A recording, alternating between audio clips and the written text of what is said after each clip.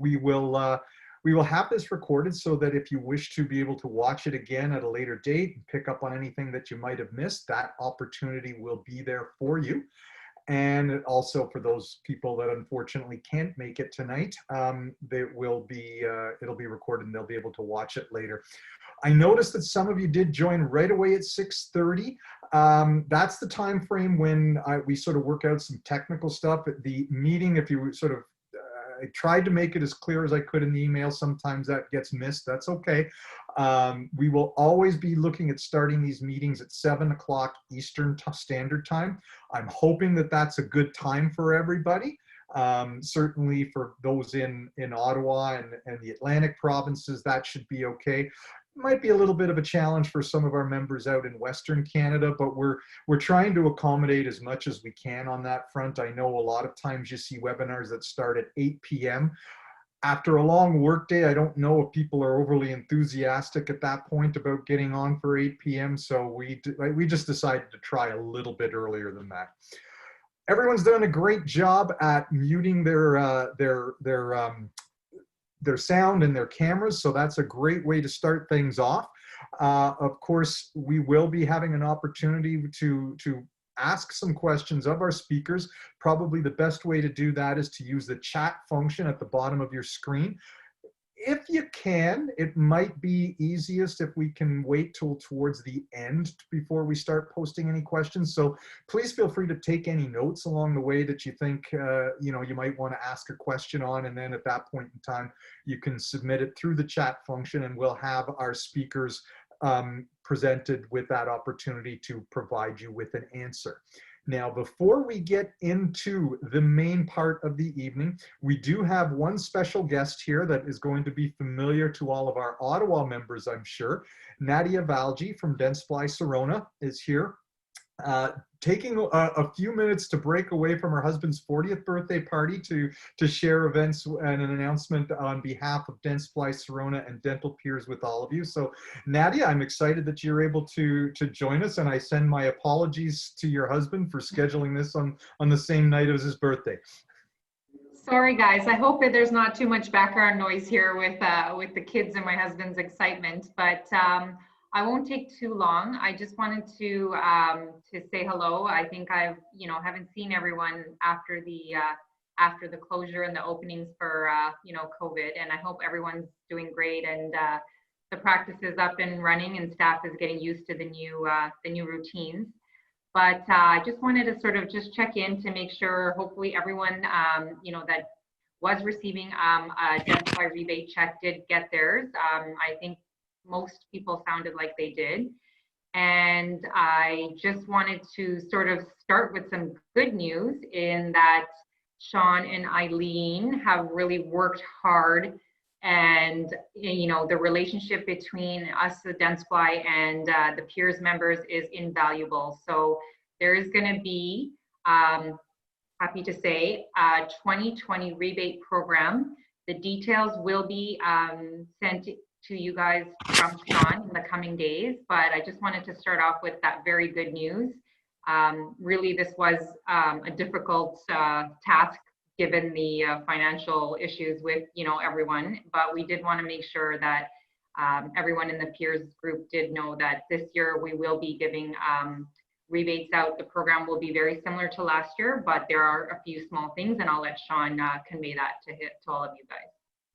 So just with that being said, we do have some great promotions that are coming up. And so given, the rebates and that, we're hoping to get all of you guys on board. And so if there's any questions or anything, you guys know where to find me, but just so you have the information before it's sent out, with our SureFill SDR, which is our bulk flow that I think most of you or a lot of you have used or do use, we are going to be doing a 10+10 for October.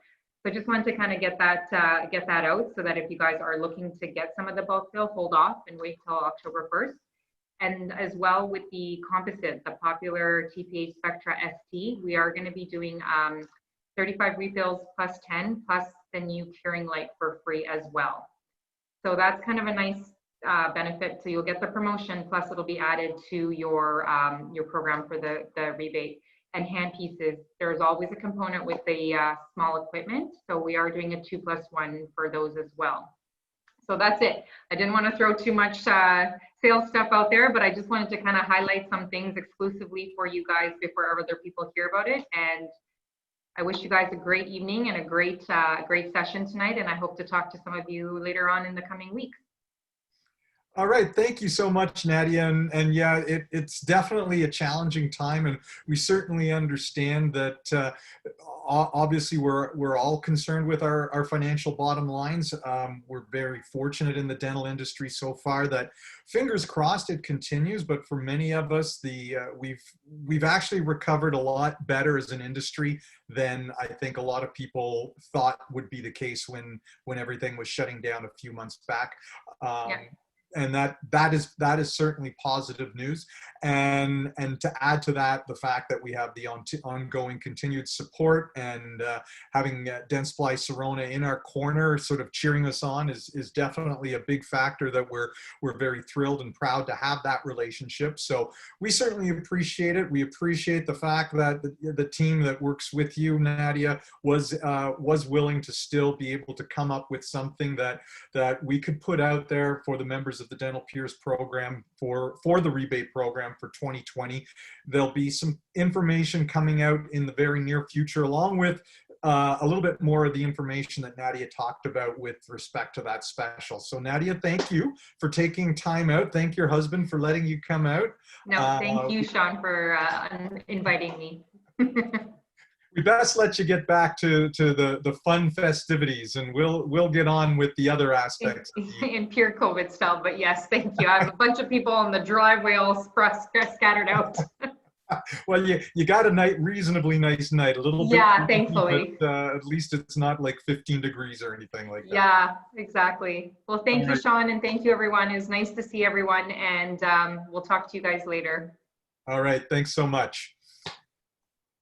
So that's great news, everyone. We were really excited. That was not an easy get as far as things go, from the standpoint that obviously, Dentsply Sirona is looking at their own bottom line, and they're obviously concerned with the thought about paying out rebates when people were not obviously placing a lot of orders with them. But they value the power of the relationship that we have as a group. So I certainly hope everyone takes a good look at the information and the specials that we'll have coming out in the next few days that I will be emailing everyone, and take a look. And if you can find a way to support the hard work and dedication that Dentsply Sirona has had towards Dental Peers, that would be much appreciated on our point as well. That brings us to the end of the commercial point of the evening, if you will, and we will get on to the information that everyone really came out to gather tonight. And we have always been fortunate not only to have Dentsply Sirona in our corner, but to have the law firm of Eamon Harnden in our corner. Again, those of you in Ottawa are going to be probably pretty familiar with them. We've been blessed by having Colleen Dunlop and other members of her team present at some of our events in the past. For those of you outside of Ottawa, Eamon Harnden is an Ottawa-based law firm. It's a boutique firm that specializes on employment and labor law matters, with their focus being on the employer side of things. So they have been an absolutely phenomenal partner. It's sort of one of those aspects, I wish I never had to refer them business, because it always means there's an issue that nobody wants to be dealing with. But I have to tell you, every time that we've done that, the feedback that we've gotten with respect to Colleen and her team has been, wow, they are fantastic. They really help shed a lot of light on things. So it's been a very, very positive relationship, and we're very pleased that they were willing to join us for the first of our webinar evenings. So I'd like to introduce you then to our speakers for the evening. We have two of them, both, as I said, from Eamon Harnden. The first one is Larissa Volinets Schieven, and I hope I pronounced that reasonably close to correct, Larissa. So Larissa is she's an associate at Eamon Harnden, and she joined the firm after finishing her articles there, and also worked there as a summer student. So she does practice, obviously, in the areas of labor and employment law, and has a specific interest and focus in areas of human rights matters.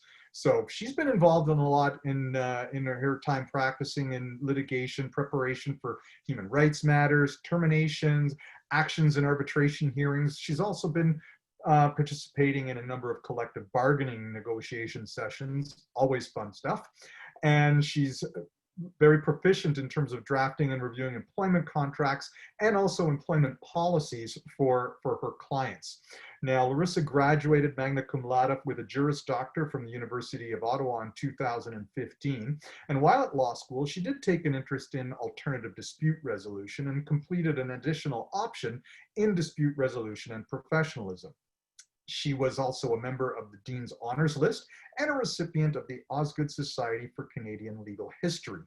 Now, before going off to law school, she also completed a Bachelor of Journalism with a minor in religion here at Carleton University, so she kept everything local on that front. Throughout her time at Carleton, Larissa was a member of the Dean's Honors List, and she was awarded the K. Phyllis Wilson Scholarship in Journalism. She graduated with highest honors and was the recipient of the Senate Award for Outstanding Academic Achievement. So I think from the sounds of that, Colleen, you certainly got yourself a crackerjack on the team there. So way to go, Larissa. Those are great accomplishments. Colleen, for many of you, as I said, does not need any introduction, but nonetheless, I will introduce her because that's my job. We've been blessed, as I said, to have Colleen's friendship and support for a number of years at Dental Peers. And Colleen is a graduate of Queen's University Law School, and she manages a diverse labor and employment law practice at Eamon Harnden, and she's regularly providing strategic advice and opinions both to provincially and federally regulated employers. Now, she's regularly advising on issues of policy development, employment contracts, structuring of mass and individual terminations, as well as strategic labor relations advice. She combines an extensive experience acting as a chief negotiator for both provincially and federally regulated employers in her collective bargaining and negotiations and mediation. She's been instrumental in implementing attendance management policies that have resulted in substantial client savings, reduced employer liability on terminations due to employment contract language, and as well assisting employers in managing ill, disabled, and alcoholic employees, drafting computer abuse policies, which is probably keeping her busier and busier every day as technology just keeps blowing up on us all the time. She's also been involved in monitoring and regularly providing customized training and seminars for employers on areas of human rights, violence in the workplace, harassment, collective discipline, and attendance management. And I think, to be quite honest, I think Colleen has presented on pretty much all those topics at one point or another to members of Dental Peers. She's in a lot of demand, basically, is what it comes down to. She's a frequent guest lecturer at the Law Society of Upper Canada, the County of Carleton Law Association, and several professional training organizations. She works with many private and public sector clients, has appeared before the Supreme Court of Canada on an important employment-related constitutional matter impacting First Nations people. So she can do it all. And with that, I mean, there's really not much more that I can say. I've always been thrilled to be able to work with Colleen, both from the standpoint of her incredible knowledge base, but also a phenomenal personality and very warm and genuine person. So I am going to turn it over to Colleen and Larissa, and I will mute myself because you don't need to hear from me for a while now. Okay, well, thank you so much for that very kind introduction, Sean. It's been a great partnership working with you and the people in the Peers group and all of your members. And we're feeling very fortunate that you asked us to speak here this evening. And we always enjoy spending time with your members. And over the next 45 minutes or so, we're going to be talking to you about managing some of the more vexing issues that have presented themselves during this pandemic insofar as return to work issues. And we've put together a slide deck that we hope will be a really good takeaway for your members to use as a resource to turn to when they face issues related to employees who perhaps have children whose schools have closed, where you have sick patients that come into the workplace, where you've got sick employees, individuals who have tested positive for COVID-19. So those are some of the issues that we're going to be looking at this evening. And just to go through the agenda for a minute, first of all, we're going to be talking about work refusals. And that's a specific process that we're going to talk about in terms of how you investigate a work refusal, what you're required to do as an employer when you're faced with a work refusal. And I know that some of you have been faced with some difficulties, particularly from hygienists who have been getting different messages from their college than what you're getting from your college in terms of what is appropriate PPE for the workplace. And then we're going to turn the slide presentation over to Larissa, who's going to talk about all the different leaves of absences that your employees can potentially access during this period. And there are many. So she's going to take you through that, as well as some of the income supports that are available for employees, so that you're aware of what your employees may be entitled to. And then lastly, on managing return to work, we're going to we put together some scenarios that are based on some of the commonly asked questions from our dental clients. And it's basically a Q&A type scenario.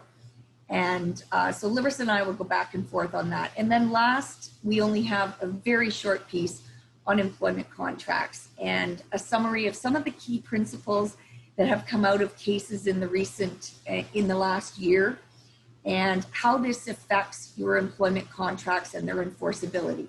So that will be a very short but very important part of the presentation as well. So with that in mind, let's turn to managing return to work issues and our overview. As you know, as of March 12th, the government in Canada and the World Health Organization declared the global pandemic. And basically every day we saw new laws coming out, new programs coming out. In terms of dealing with this as employers, it's been extremely difficult because there's been so much information that has been thrown at you. And I can tell you, even as a very experienced employment law lawyer, it has been extremely challenging to keep up with the number of different laws and regulations that have changed since March to today's date. So some of the key considerations coming out of those changes in the law, though, are how this affects your employees in terms of work refusals, in terms of the types of leaves, job protected leaves that we see under the Employment Standards Act in Ontario. And then you've got to be ever so cognizant of the Human Rights Code that's looming out there, and the fact that we know that we cannot discriminate against individuals on the basis of a number of enumerated grounds.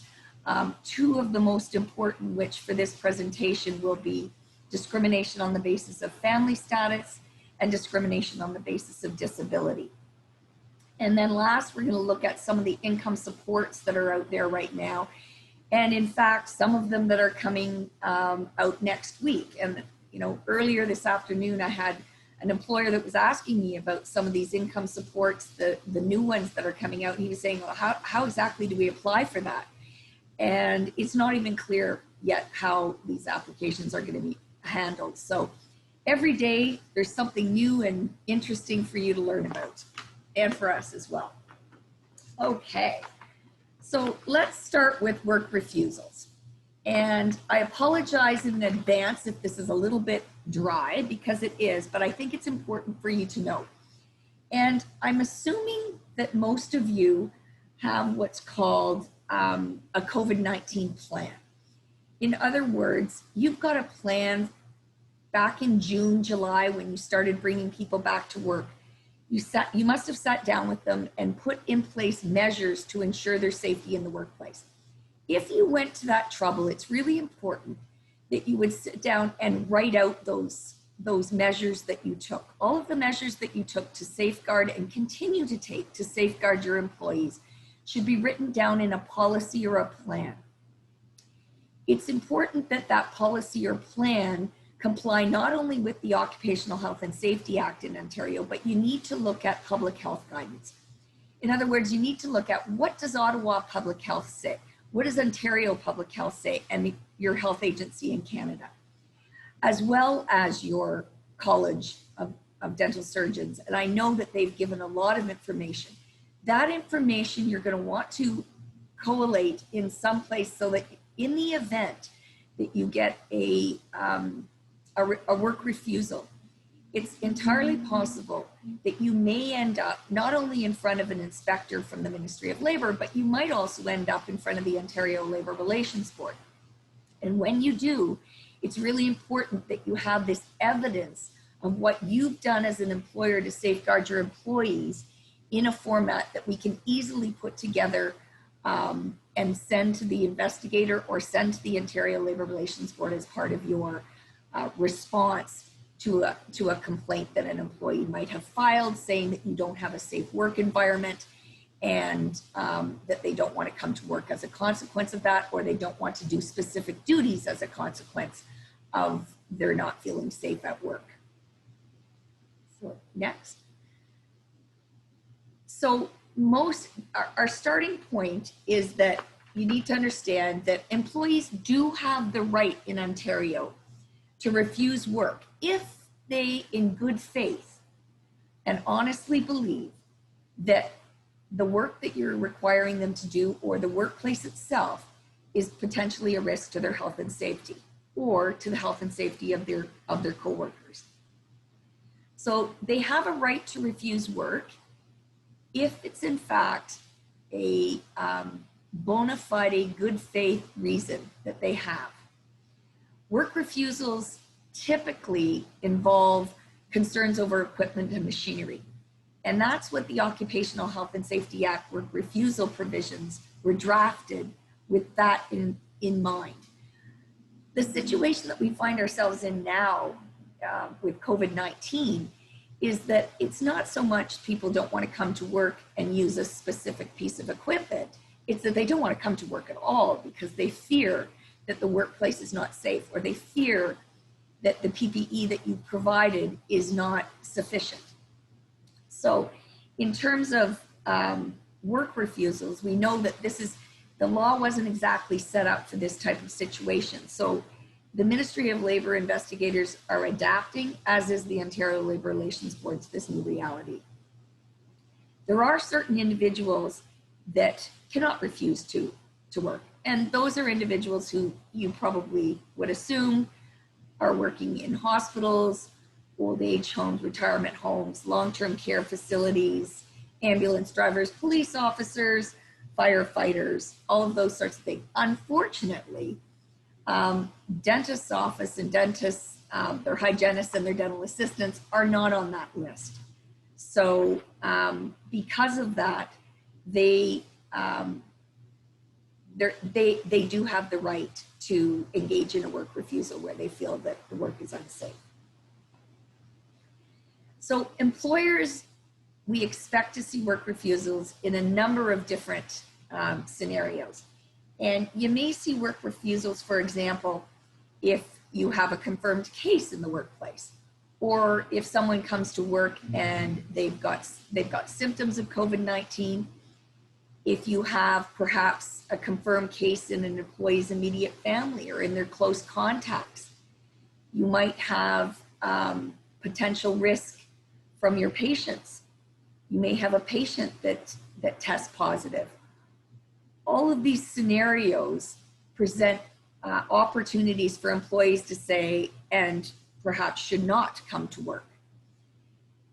You might also have concerns from employees who are dealing with situations of being autoimmune compromised themselves, or perhaps they live with somebody who is autoimmune compromised. And again, that may be a reason why they don't want to come to work, and they're afraid to come to work because they fear that they themselves will become sick, or they will bring the pandemic home to loved ones who are immunocompromised. And then you've got a whole group of people that are fearful of COVID-19 in particular and are afraid to come to work, afraid to travel to work. They may be afraid to get on the bus or the O train. They may not feel comfortable getting in an Uber or a taxi. So they really just don't want to get themselves to and from the workplace and think that that itself is a reason to refuse to work. Okay, so next we're going to talk about, you've got an employee. Let's assume that you've got an employee who's come to work and you've provided personal protective equipment, and this individual doesn't think that the personal protective equipment that you've provided is sufficient. And so they're refusing to work. So they've either walked through the workplace door, or they're at home and they're sending you an email telling you that your workplace is not safe. In the event that somebody's actually at the workplace, or in the fact that they're sitting at home engaging in a work refusal, you need to know that first thing you're going to do is you're going to investigate. And this means investigating yourself as the employer. The individual who is refusing to work, you can reassign their work to another worker during that investigation process, but you must tell the other worker who you reassign that work to that there has been a work refusal by another employee with respect to that work. And the refusing employee can also be required to stay at work if there's a specific task or a piece of machinery that they don't want to work with, and they can be assigned other duties during that period where you're doing your initial investigation. The other thing to know is it's the ministry requires that the employee who's refusing to work must be paid during that first level of investigation. And by the first level of the investigation, I mean that first period where you as the employer are trying to discern what the reasons are that this individual is refusing to work, and trying to work out those problems with them, and to ensure that you can provide a safe work environment. And the last thing about work refusals in general is we really want to be cognizant of the fact that retaliatory behavior can result in a reprisal complaint, and a reprisal complaint can land you in front of the Ontario Labour Relations Board.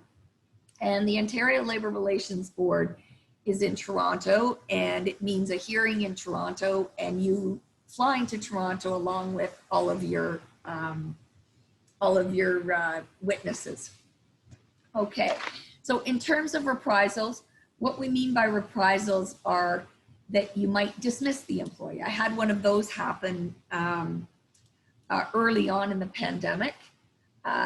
We had a worker who was working in a hospital in Toronto, and she worked in the administrative clerical side of operations. She was a receptionist, and she feared for her own safety. She wasn't someone who was immunocompromised, but nonetheless, she said, no, I'm not coming to work. I'm too afraid that I'm going to catch this pandemic. Do you know that that's a hospital?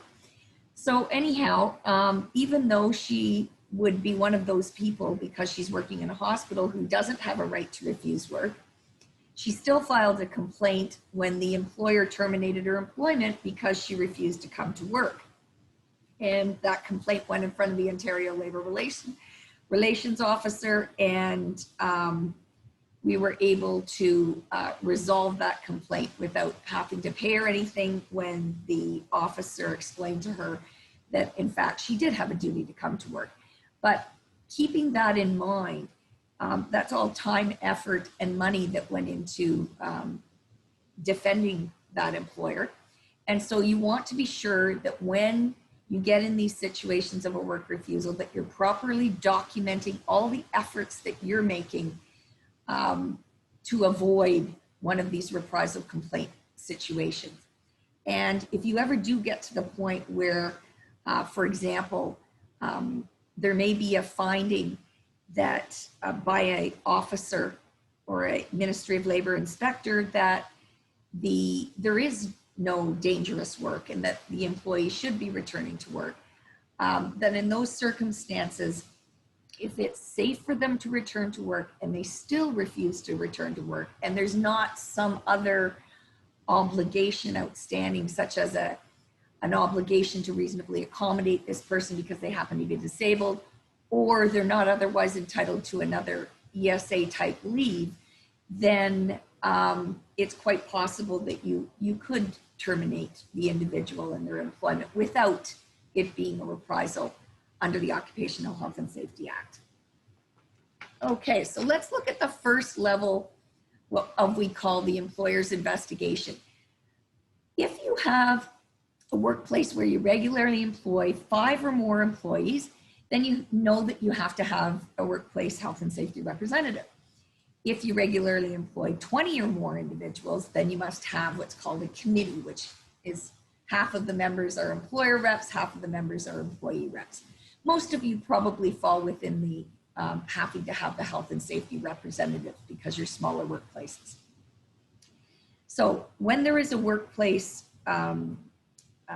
refusal, you should immediately contact your health and safety rep, which would be one of your employees, and yourself and that employee should get together with the employee who's refusing to work and to discuss what the safety issue is. What are the concerns? How can we meet those concerns? You need to think that at the end of the day, I may have to defend my actions. Therefore, you're going to want to document all of your efforts.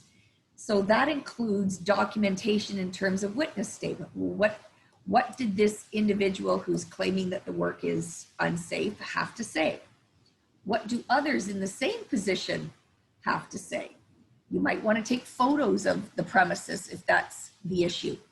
You might provide your job descriptions. You would certainly provide a copy of your return to work plan that we talked about a couple slides ago, which includes all of the safety things that you've done to ensure the safety of your staff, and then any applicable policies that you have, and your college guidelines showing that you've met the obligations of your college, as well as public health guidelines.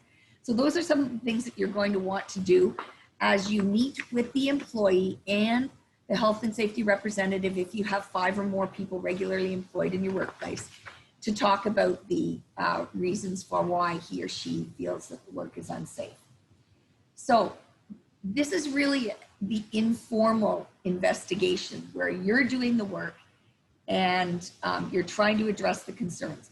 At the end of the day, if there's a finding and you find that there actually is some safety issue, then if you can remedy that safety issue, you take whatever measures are necessary, and then the individual comes back to work. In most cases, I think you're going to be in a situation where you're probably not going to be able to resolve this if the individual digs in their heels, and despite your very best efforts and all of the safety protocols that you've put in place, they still think it's unsafe and you still want them to work.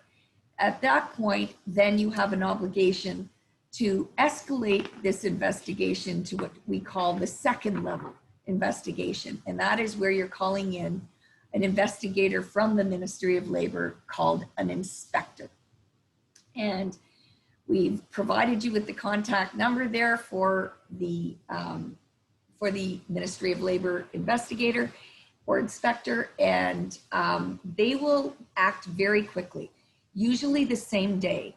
So if you place the call, they're going to ask you for some contact information. They're going to ask you what the nature of the work refusal is. And then they're going to try and figure out whether or not this is a bona fide work refusal. Is there a real danger there from their perspective?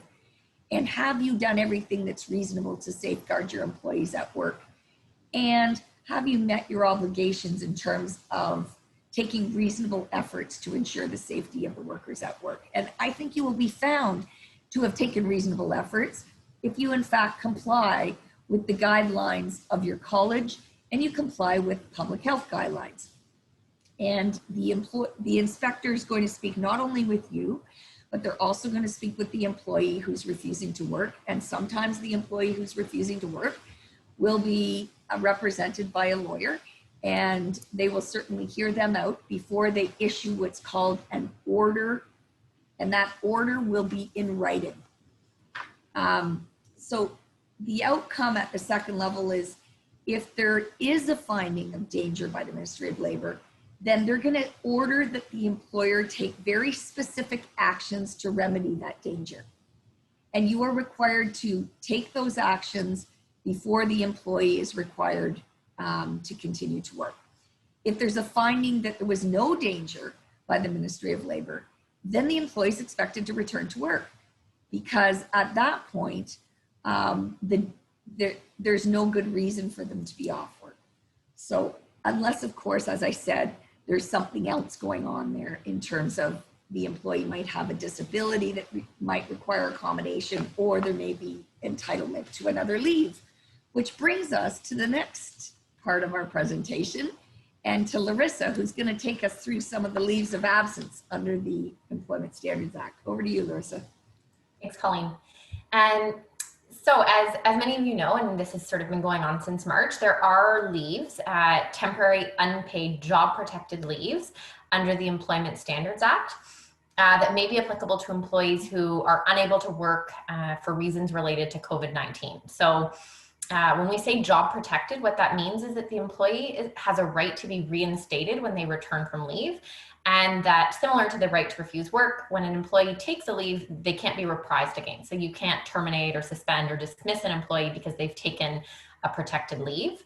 And it's always important to keep in mind that in addition to those ESA leaves, employees might have access to additional leaves under your employment agreements or your policies. So it's important to check those as well, in addition to looking at the ESA to see whether there is an applicable leave.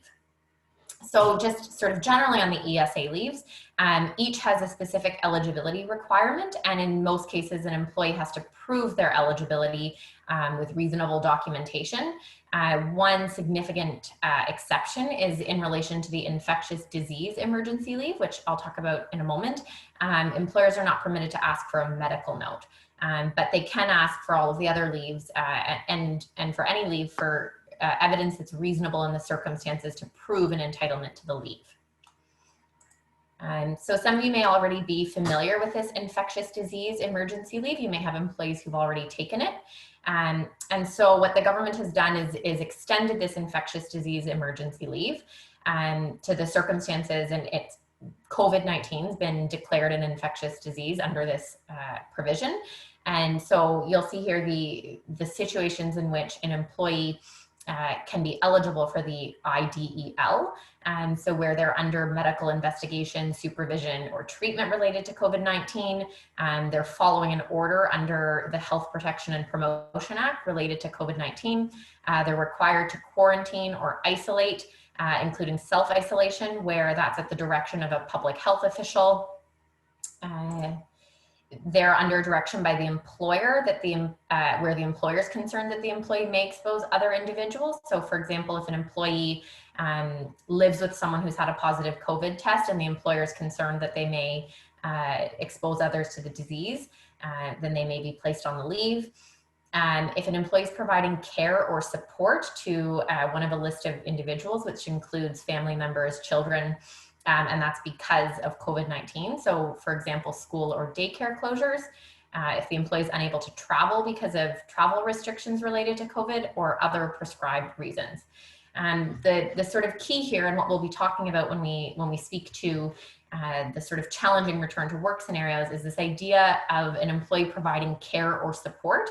And so what does that mean? We don't have a ton of guidance from the government. We have some publications which seem to suggest that if an employee chooses not to send their child back to school because of COVID-19 concerns, then this leave would apply, but that's not entirely clear yet. So in a sense, we're sort of waiting for some guidance on the government to see exactly how broad the application of this leave will be.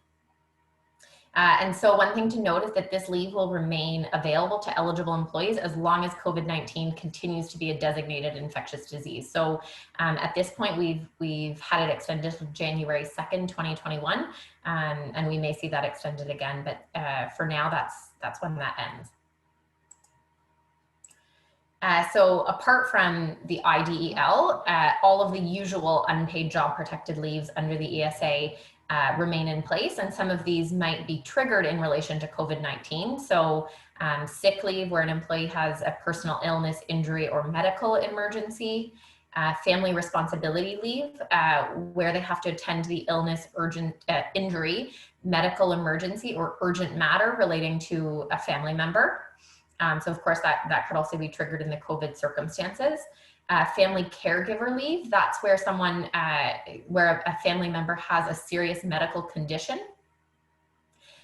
Family medical leave, which is where an individual has a serious medical condition with a significant risk of death occurring within 26 weeks.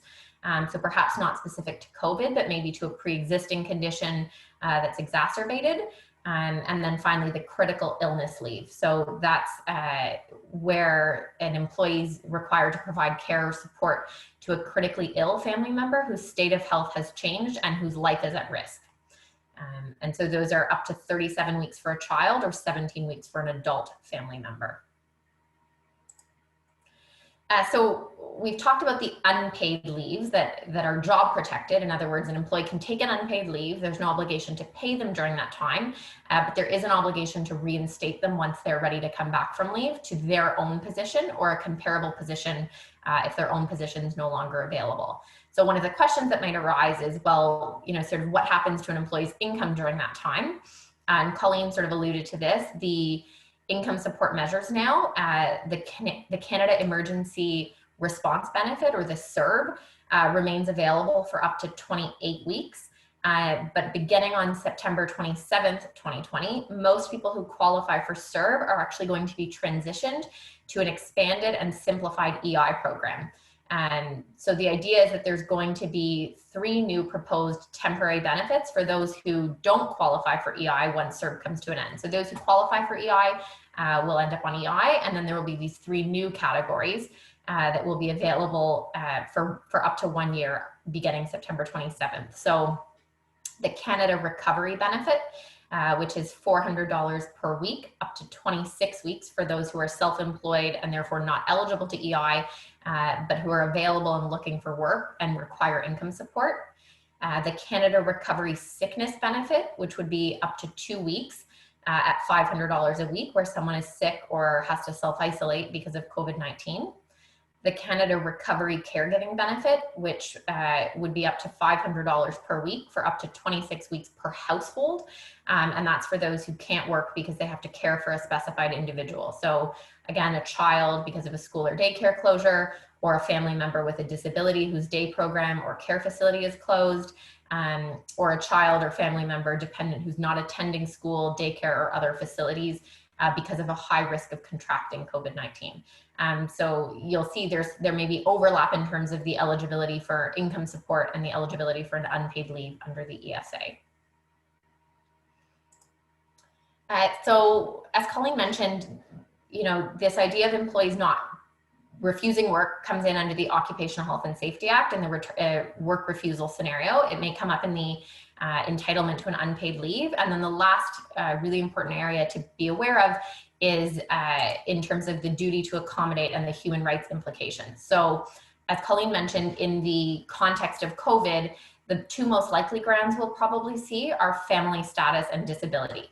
So the Ontario Human Rights Code provides that every person is entitled to equal treatment without distinction on the basis of a number of code grounds. And so what this means essentially is that where an employee would be adversely affected by a requirement or a rule in the workplace, then that can amount to discrimination, and the employer has a duty to accommodate up to the point of undue hardship. And so undue hardship is, I'm sure as many of you know, a very high standard. It's not inconvenience. It's not that other employees wouldn't like it. It's not that it would be, you know, administratively difficult to schedule. It really has to be quite serious. And the 3 factors specifically set out in the code are cost, outside sources of funding, and health and safety requirements. So, you know, when faced with a situation of accommodation, before determining, well, we can't accommodate that, it's undue hardship, it's really important to sort of explore all possibilities and all of the options. Because if an employee were to complain, there has to be a really good paper trail of, well, why did you decide this was undue hardship? What alternatives were looked at?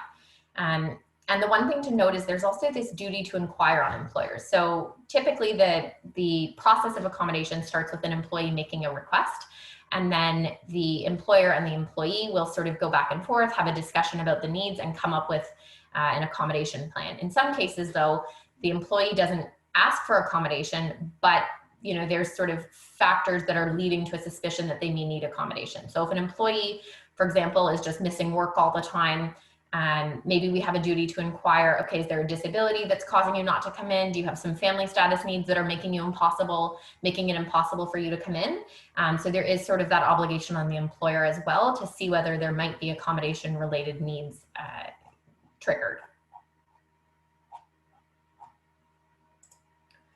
So sort of practically, when an employee comes with a request for accommodation, what do we do with that? So the first thing to look at is, are there code-related grounds for the request for accommodation? So the Human Rights Code requires that employers accommodate needs and not preferences. So if an employee simply prefers not to work on Saturdays, unless they've got a code-related need that actually triggers that requirement, there's no duty on the employer to accommodate that. So the first step is to figure out, okay, the employee has asked for whatever accommodation. What is that based on? Is it because they've got a disability? Do they have childcare obligations? Do they have elder care obligations?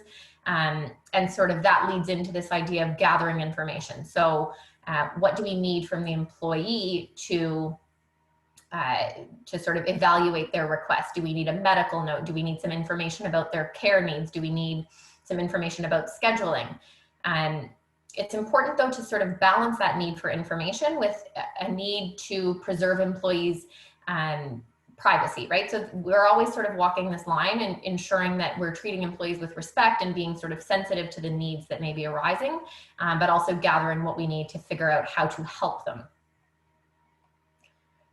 So once we've gathered that information, then we start this dialogue of exploring options. So in the accommodation process, it's really meant to be sort of a collaborative process. Neither the employee nor the employer gets to dictate this is exactly what's going to happen.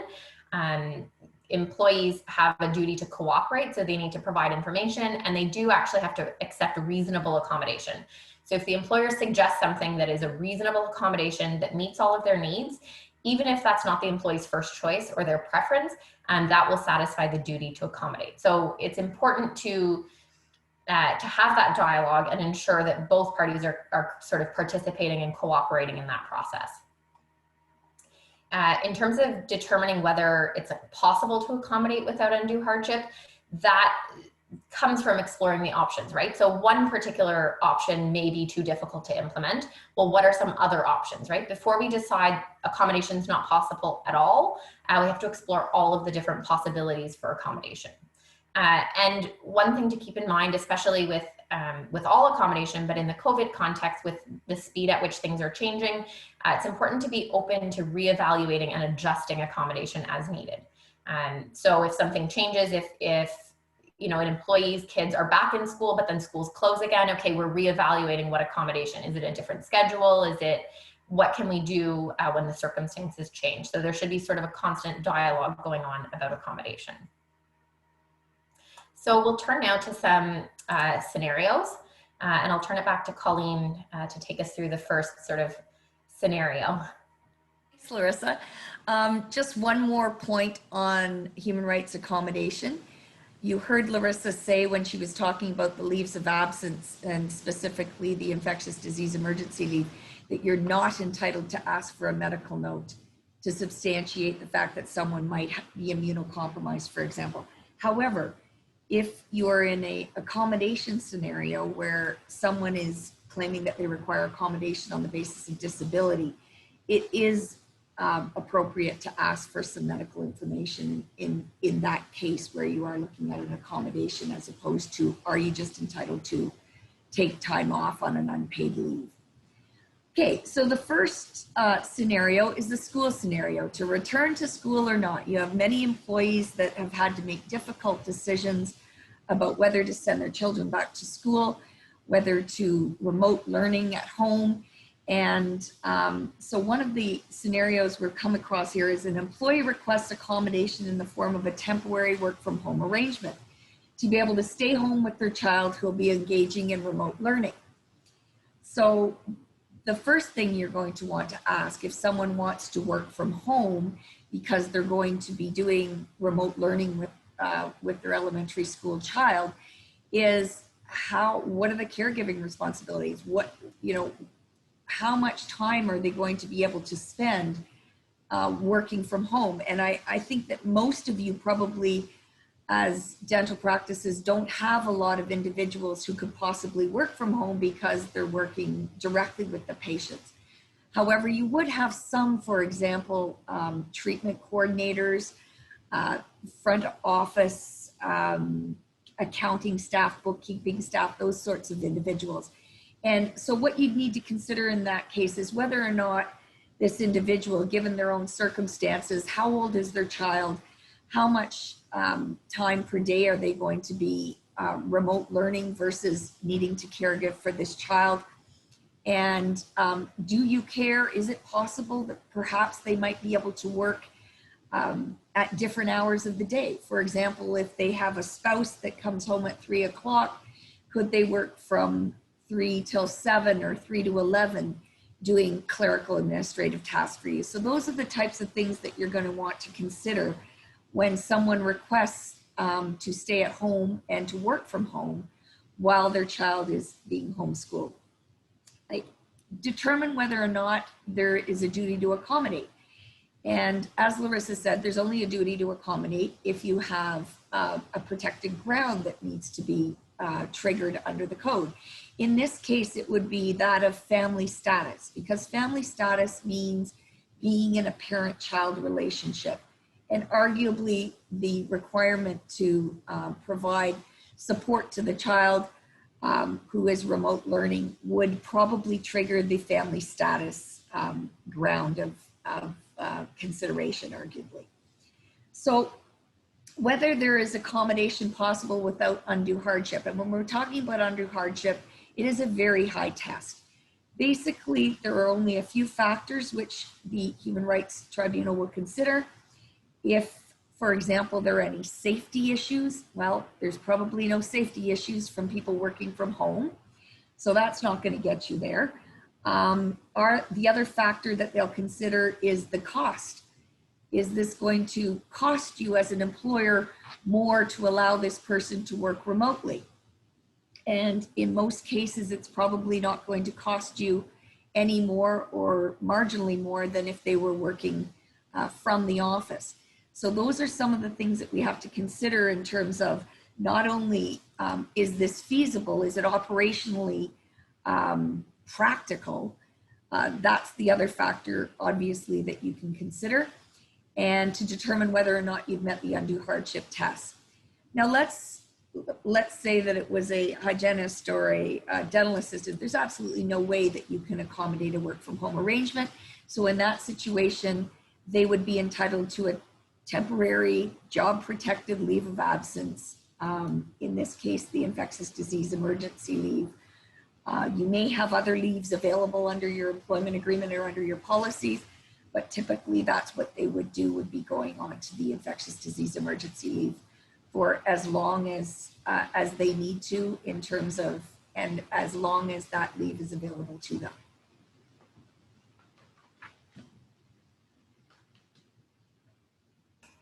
In the case of an employee who might request accommodation because they're immune compromised or otherwise at risk if they were exposed to COVID-19. So the same considerations Colleen mentioned in terms of, is it possible that they work from home? If it's not, then it may be that they have to go on the infectious disease emergency leave or another leave under the ESA. But in this case, instead of being made on family status, it's made on disability. The process itself, though, is likely quite similar. What will differ is the type of information that we're gathering. So for example, in this case, if an employee comes in and says, I can't work, I'm immunocompromised, COVID would make me very sick. As Colleen said, there is the entitlement of an employer to ask for medical evidence to substantiate that. And so, before we simply say accommodation is not possible, go on the leave, what are there other ways that we can accommodate? So can we change the hours so they're in the workplace only when there are a few people there? Can we distance them from patients? Like, are there other ways that it may be possible to accommodate this person, keep them working, but protect their health and safety? So that may be a situation where we need sort of additional medical information in terms of specific functional limitations. And if they're sort of time limited, how long will they be in place? So important to kind of gather that medical information to make sure that we're basing the decision on all of the available information.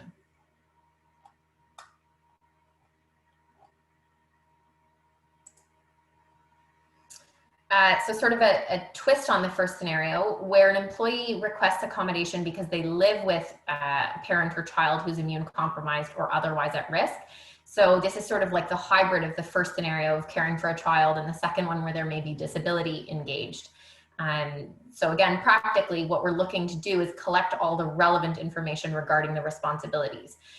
So for example, is it that the employee has to provide active care for this person on the day-to-day and isn't available to work? Or is the issue that if the employee was to become ill and bring COVID home to that person, that could be really problematic because of a pre-existing condition? So understanding the employee's needs and the specific sort of circumstances of the issue or the request.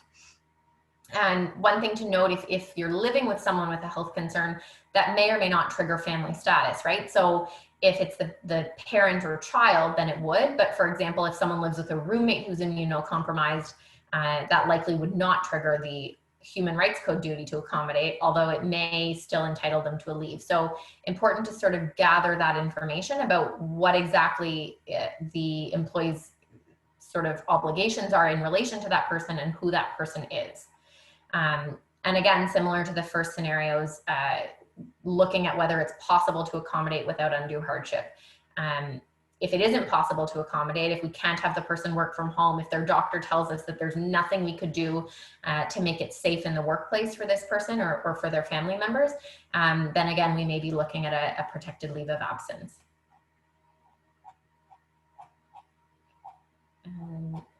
And so, yeah, the next scenario.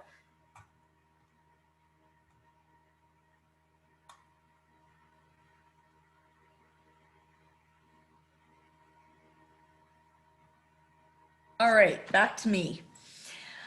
Okay, the employee advises that they're not able to come into the workplace for a minimum of 14 days because they're required to self-isolate following their child's exposure to COVID-19 at school or at daycare. We've got to be prepared for this in the fall. We've already seen that the Pembroke High School has been shut down as a result of COVID as of late today.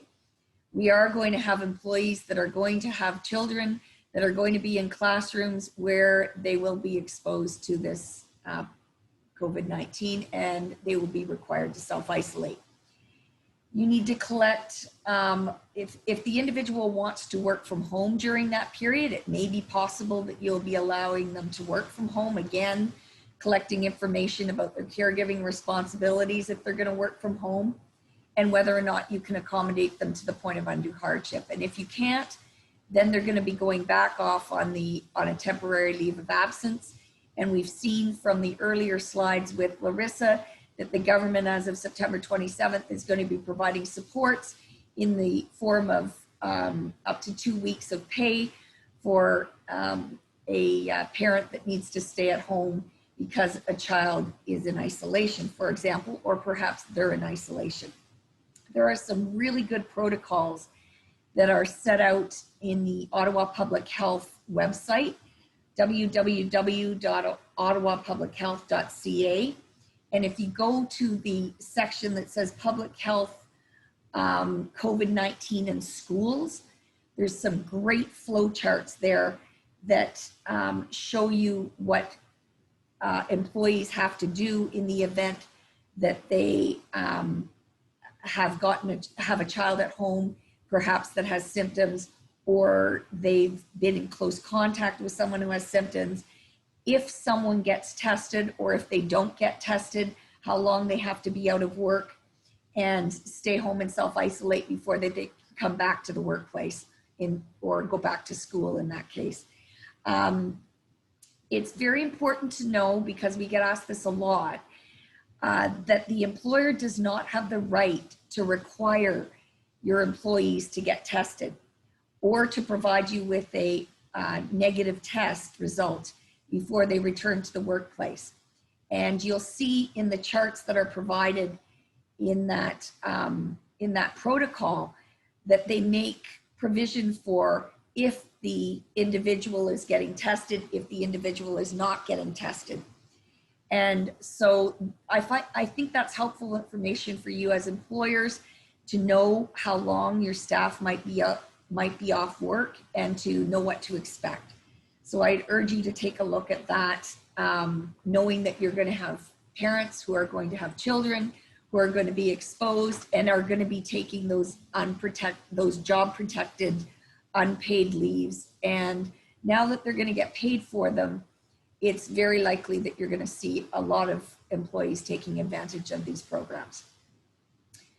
So next scenario, what if it's your employee who tests positive for COVID-19? And in this scenario, then they may have very few symptoms, but they may in fact even be able to work from home if that's what they ask to do. Most likely, they are going to be going off on this temporary leave of absence. They will be self-isolating, required to isolate. Hopefully they're not hospitalized, and they will be entitled to those leaves of absence. I think that what's really important in this scenario where you have an employee who's tested positive for COVID-19 is the next slide. And the next slide, we've given you sort of a very cursory breakdown of the things that you should do. First of all, if the employee comes to work and they're symptomatic, they should be sent home immediately. They should be told to self-isolate.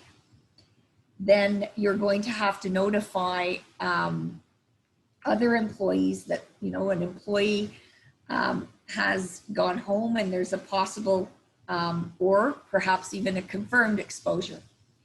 And if that happens, then you're going to recommend, remember, you can't require them be tested, but you can certainly recommend that they seek out testing. And then you're going to have to notify any of your patients who may have come in contact with the employee of the possible exposure of COVID-19. And again, recommend that those individuals seek out testing and that they immediately self-isolate. You're going to want to close down the workplace, and you're going to want to do a thorough cleaning of the entire premises. Then we strongly recommend that you contact the Ottawa Public Health Authority.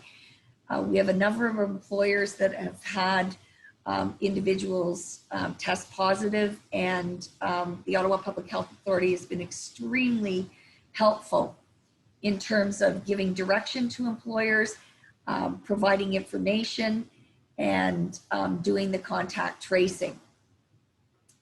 If an employee believes that they actually contracted or were exposed to COVID-19 at the workplace, and that's the nature of where they received the COVID-19, then you must contact the Ministry of Labor as well. And in a case where you're working in a dentist's office, it's certainly plausible that you could have a dentist or a dental assistant or a front staff member or a dental hygienist that has been exposed to your patients in close contact and may very well think that they got COVID-19 from the workplace, even though they may have gotten it from the grocery store. In any event, you have an obligation at that point to contact the Ministry of Labor and let them know. Over to you, Larissa. So our last scenario, what about an employee who's just sort of generally afraid to return to work, either because they have to take public transit or they have to interact with the public on the way to or where they're at when they are at work, sorry. And so the first question, is this triggered, is the duty to accommodate triggered? I mean, generally speaking, fear in and of itself is not a legitimate reason that's sufficient to justify the refusal to return to work. There's no statutory leave that's available based on being afraid of taking public transit or interacting with the transit. But it's important to sort of be sensitive to other issues that might be going on. So for example, does the employee have any underlying mental health issues? Do they have any physical health issues that are sort of exacerbating this fear, that are making them particularly fearful of contracting COVID? And so if they do have a disability, then the duty to accommodate on the basis of disability may be triggered. Then again, following those same steps, is it triggered? If it is, how do we accommodate? Can you work from home? Can we find another way to help you get to work? Can we change the hours so you're not working at a particularly busy time? What can we do without, you know, exceeding undue hardship? As Colleen said, though, undue hardship is a very high standard, and so it will be important to sort of explore all possibilities before determining that it's not possible to accommodate that employee with anything other than a leave of absence. And Colleen sort of mentioned this in the work refusal section, but this may be a potential work refusal scenario. And so even if it isn't a valid work refusal because the employee is simply sort of vaguely claiming a generalized fear, the employer still has to follow the steps in the case of work refusal to show that the workplace is safe and that there isn't a danger to employees. And just one more point on that. We don't want to leave you thinking that, you know, it's your obligation to safely get people to and from work. We think that that is the employee's obligation, and it would not be a proper work refusal. You know, it's up to your employees to get themselves to and from work however they decide to get themselves to and from work. And they may choose to take public transit. There are other ways that they can get to work. So it could be a potential for a work refusal, but we expect that you would have a full defense to that. Okay, so back to you, Colleen, on the employment contracts. Okay. Lastly, we wanted to do a very quick talk about employment contracts. And as many of you know, I'm a big fan of employment contracts, and we have done many over the years. And recently, we've been redoing a lot of contracts, specifically with respect to the termination clauses.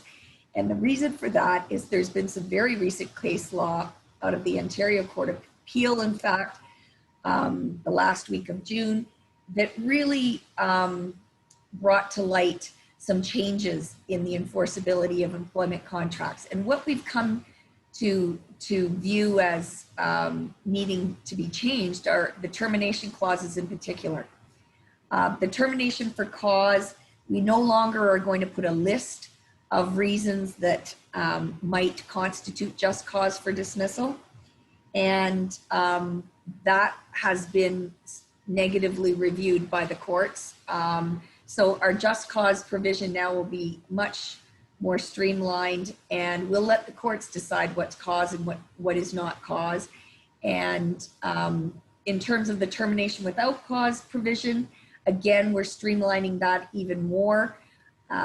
Some of you have ESA only clauses, meaning Employment Standards Act. We're tightening up that language because the courts are becoming more and more picky about what they will enforce and what they won't enforce. And what we have found is that they're more likely to enforce a termination without cause clause that contains additional termination compensation in excess of the ESA. So many of you do have those types of clauses, but often those types of clauses came with a requirement for a release agreement.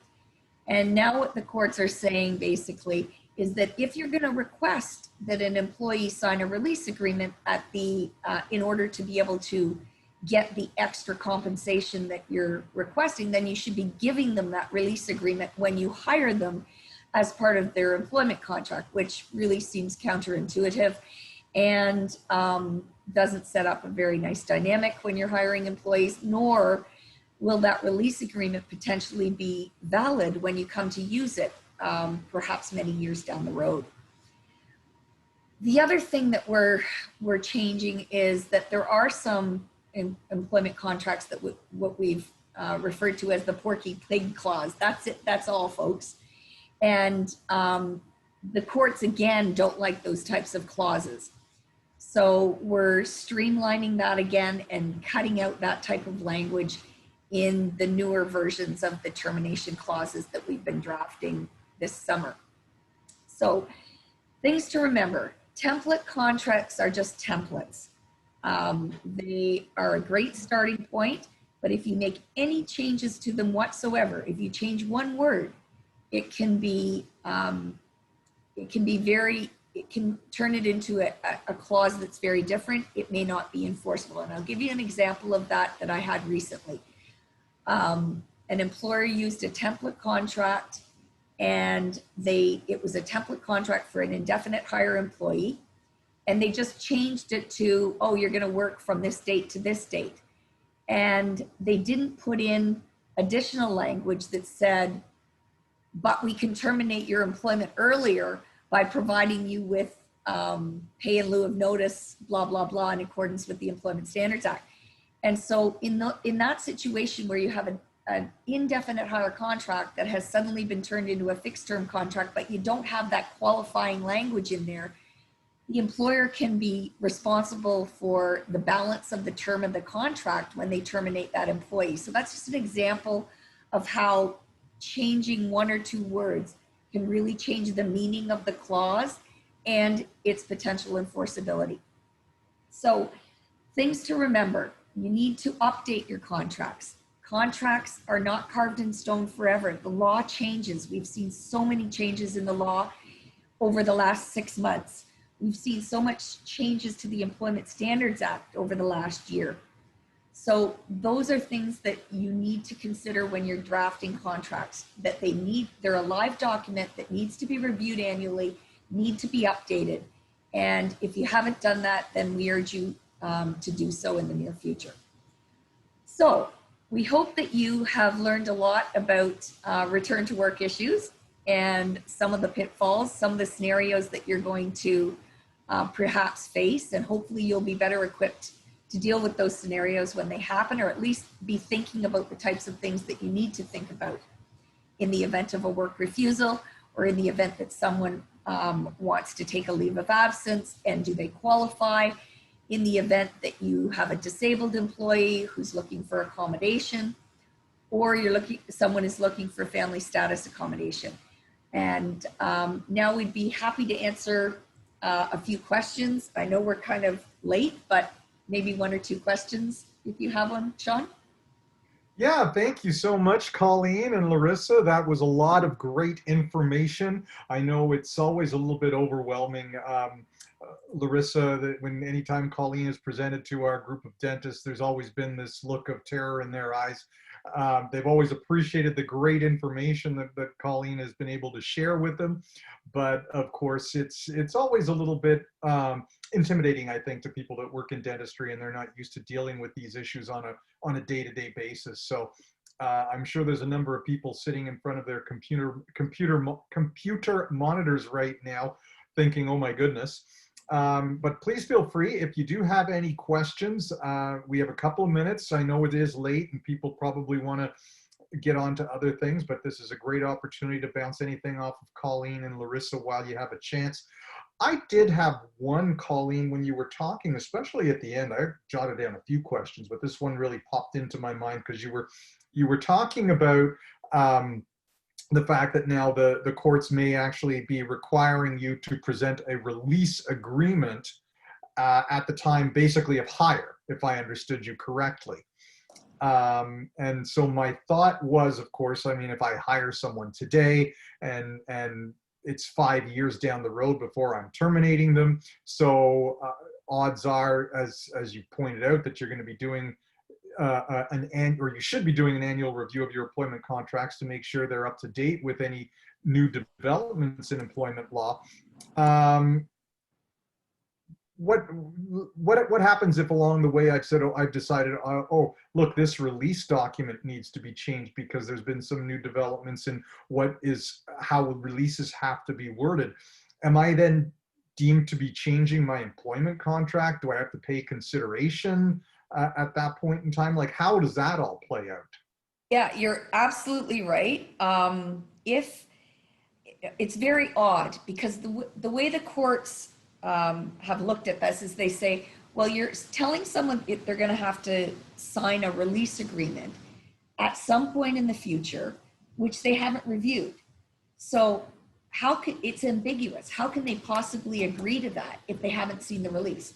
So then if you provide the release, like you say, 5 years from now, that release may not even be valid. It may be referring to sections of acts that have been changed or repealed or whatever. So it's very odd. And if in fact you did provide that release and you wanted to change it, it would become part of the employment agreement. And so you're quite right, Sean, you would have to provide new consideration for that change as well. My thinking, quite frankly, on this right now is that I'm, in some cases, I mean, it's up to the employer whether they want to provide a release, whether they want to require a release for that extra money or not. But I've come around to the thinking that perhaps it's not worth asking for the release, that you provide an additional payment, but it's just in order to show the courts that you're being reasonable. And then when you know, at the end of the day, if you terminate someone and you pay them their ESA entitlements and then you pay them a few extra weeks, if they sue you, you go to the courts and you say, here's the contract, here's what they agreed to. I've paid them all of their contractual entitlements. I'm done. Do I really need that release? Yes, it would be nice to have it, but I'm almost at the point where I'm thinking it's not worth it at this point anymore in the contracts to provide it. Fair enough. Okay, we've Larissa, had a couple. do you have any thoughts on that? I agree. I agree. I've been always the idea of giving a release, of saying you'll have to sign a release, but not telling the employee what that looks like. I think probably wouldn't fly. So I agree. And that's the approach I've been taking as well, is if an employer wants to give more, they're simply giving more. And otherwise they're sticking to the ESA minimums.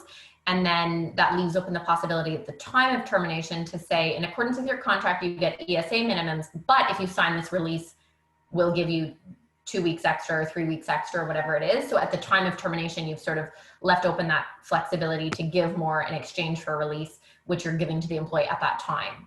But you haven't sort of told them in advance that they're going to have to sign a release to get more. And the other option with that one is a good option. And the other option is that you give a little bit more in the contract just to show the courts that you're being reasonable, because they're more likely to enforce something that they consider to be more fair and reasonable. But at the end of the day, like Larissa says, you can offer them another couple weeks in exchange for a release when you terminate them, and then hand them the release with the termination letter. Interesting stuff. So we had a couple of questions pop up. Let's see. The first one, how can I get a new employment contract templates, and how do I get my staff to sign them? We will be putting together new templates for peers, updating them. And in order to get your staff to sign them, you have to provide them with new consideration. And new consideration is something of monetary value that they don't already receive. So either a one-time signing bonus. What a lot of dentists have been doing is they don't have a lot of money right now because they've been off work for so long that it's a difficult time. So some of them are holding off redoing their contracts and knowing that they're not going to be terminating anybody in the near future. Others that are going ahead are providing perhaps 2 days paid leave. So rather than handing them a check, they're going to give them time off with pay as the new consideration. If they didn't have something like a benefit such as a uniform allowance, some are giving a new uniform allowance as the new consideration for the contract. So basically you have to entice the employee to sign that contract, and you have to make sure that you give them at least 1 week to consider so that they can we can prove that they got independent legal advice. That sounds great. Next question. If an employee can no longer work evenings or Saturdays due to childcare requirements, what can an employer do? The employee worked this before COVID, but now cannot. Want to take a stab at that one? Sure. So yeah, this would be sort of our typical family status type accommodation request. So the employee is saying, for whatever reason, something has changed. So perhaps their spouse used to be able to do the childcare on evenings and weekends, but now they're unable to. Whatever the case is, they're now saying they can't work that. So same sort of considerations from the duty to accommodate perspective. It's sort of gathering that information. When can they work? Are you able to accommodate that? Can another employee switch shifts with them? Can you have someone who was working days switch to evenings? Are there certain evenings that they could work? Are there ways that it can be made possible to sort of accommodate this? So if they can't work Saturdays, can they work a different day of the week? Can someone take their Saturday shift? So just sort of exploring all of those possibilities in terms of how it is that this employee can continue to be productive and do work for you, but also recognizing that they have these childcare requirements. One of the things you can sort of consider is are there other, sort of things that the employee has considered? For example, their spouse's shift, is there someone else who can help out? And so under the Ontario Human Rights Code, there is not a duty on employees to self-accommodate. So we can't say, well, you have to try everything possible before we'll accommodate you. But at the same time, those are sort of relevant considerations in terms of this dialogue of figuring out how we can accommodate that employee in the workplace. Yes, have they considered other means of childcare other than themselves? Right. I guess this one kind of touches on, again, a little bit in terms of the childcare issue.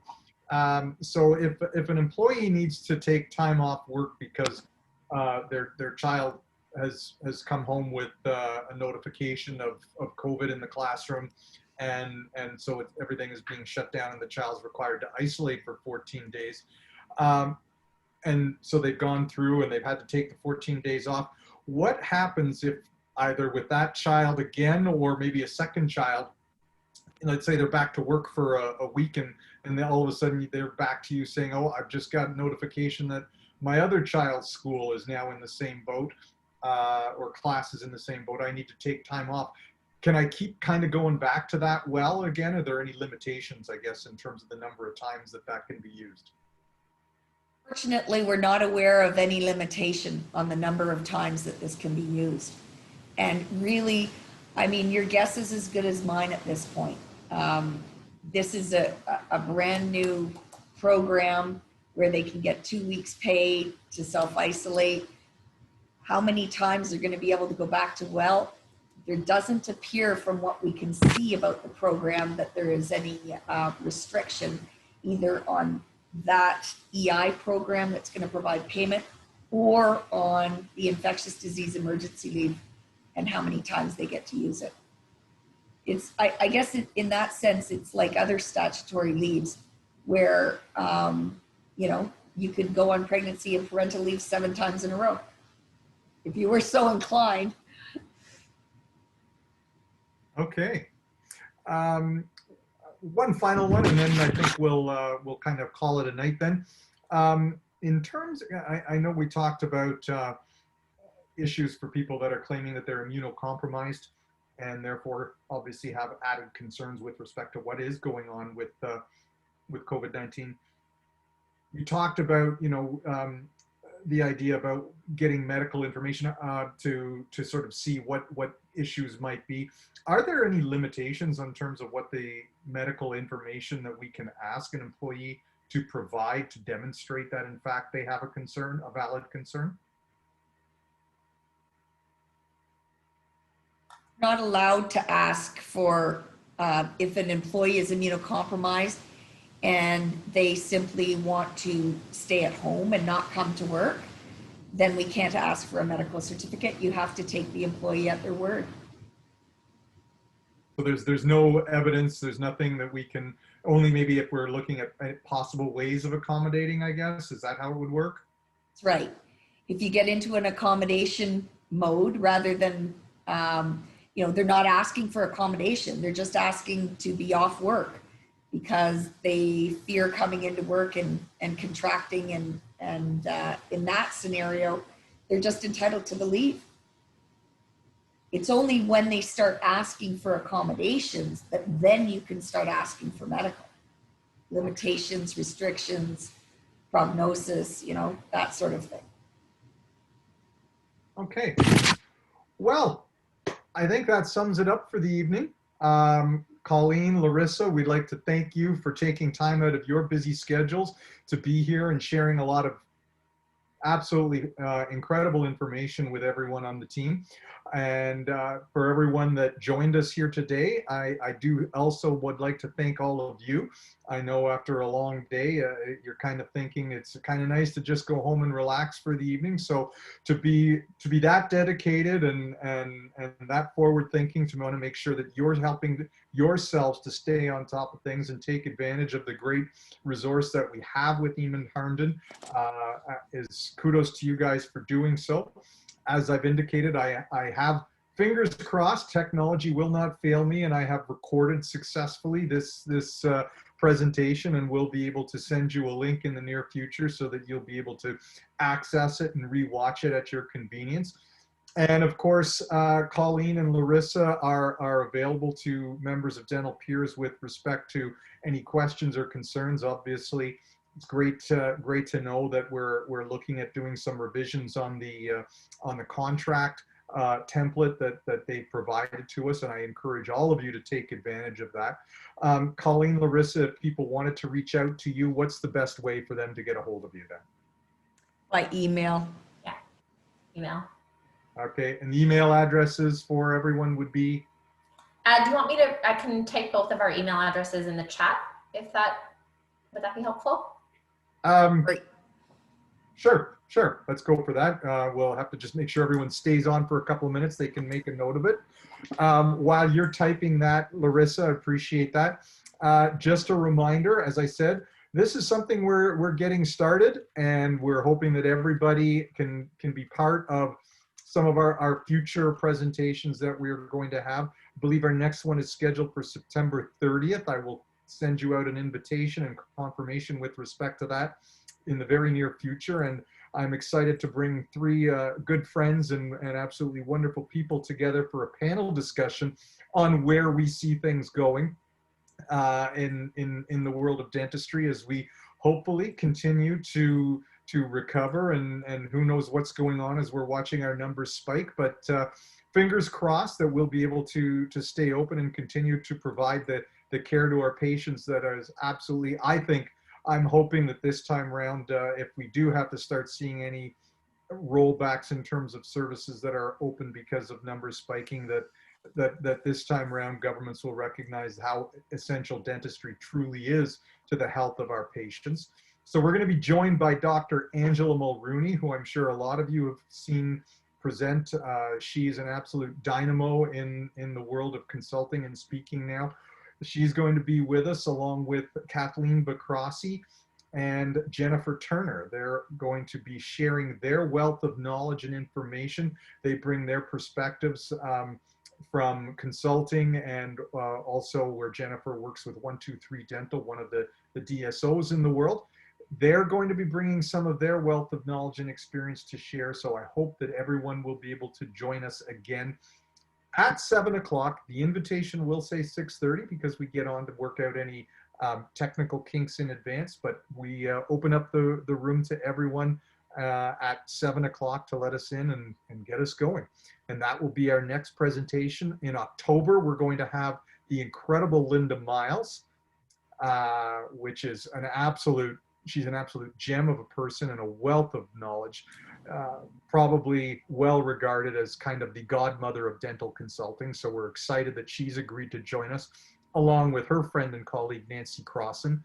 And we'll be talking at that point in time in some aspects of where you really need to start looking at things from your business standpoint. And I hope that people use the mulligan that we had from COVID to do that.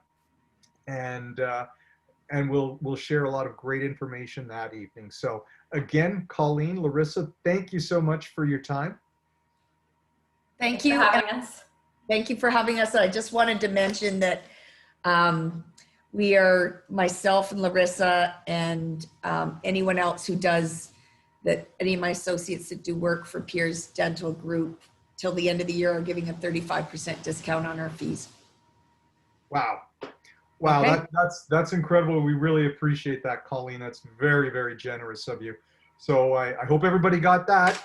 And if there is some legal work that you need on the employment contract side or anything else, now's the time to jump on that opportunity. Larissa has put up the email addresses you can use to reach out to both Colleen and herself on the chat function.